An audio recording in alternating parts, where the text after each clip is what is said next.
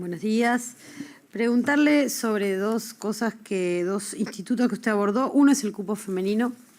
Usted dijo que debería regularse, entonces, en ese sentido, si están teniendo a la vista al momento de exponer la normativa vigente, en particular el artículo 18 de la ley 23.551, que ya establece el cupo femenino en las organizaciones sindicales.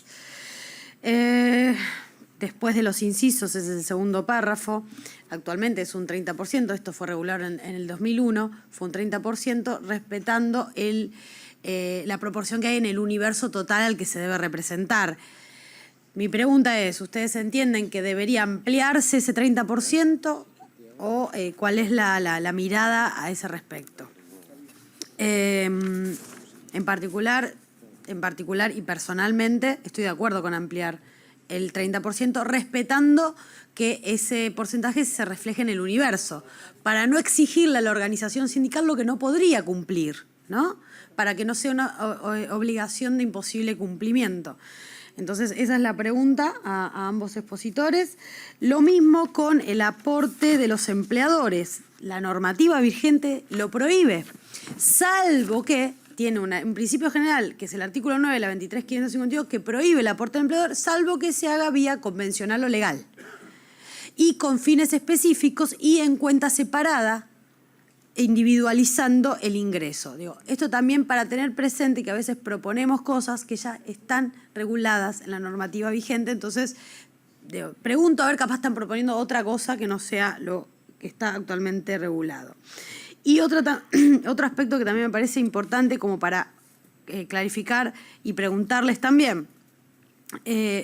Hablan de el bien público a proteger, entiendo que hablan del bien público a proteger, en tanto y en cuanto la normativa convencional es erga omnes, o sea, un convenio colectivo le aplica al que está afiliado y al que no está afiliado.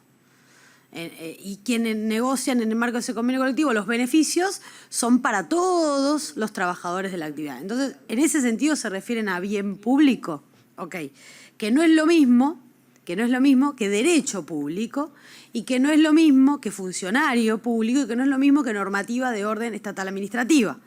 Es simplemente que los efectos de la negociación colectiva son para todos los trabajadores. Entonces debe haber ahí una reciprocidad.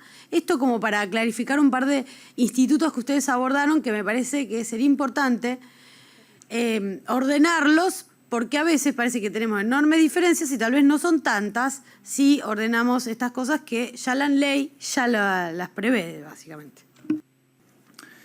Mi perspectiva es que creo necesario ampliar el cupo femenino en el mismo sentido que usted lo dijo.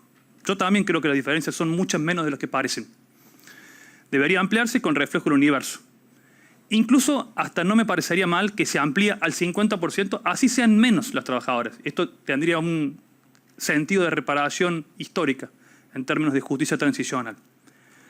Respecto del aporte de los empleadores, por cierto que sí conozco que están permitidos solo por la vía convencional, pero hay algunos diputados que han presentado proyectos que prohíben incluso por la vía convencional. Como está en cuestión el tipo de aporte, por eso es que yo he dicho qué es lo que yo pienso. Yo pienso que los aportes patronales a los sindicatos crean fuentes de conexión que no parecen del todo transparentes. Conozco la legislación, conozco los fines específicos, conozco las cuentas separadas, pero desde mi perspectiva no me parece tan claras las razones para eso. Por último, por cierto que cuando hablamos de bien público sabemos que no estamos hablando de derecho público. Bien público significa que el sindicato es algo que es útil para toda la sociedad, como las plazas y como algunas otras cosas que integran lo que se denomina comúnmente bien público. Sabemos que un funcionario sindical o un dirigente sindical no es un funcionario público. El sentido de bien público quiere decir que, por ejemplo, debe haber financiamiento estatal precisamente porque es de todos. Y eso es todo lo que tengo para decir sobre este tema.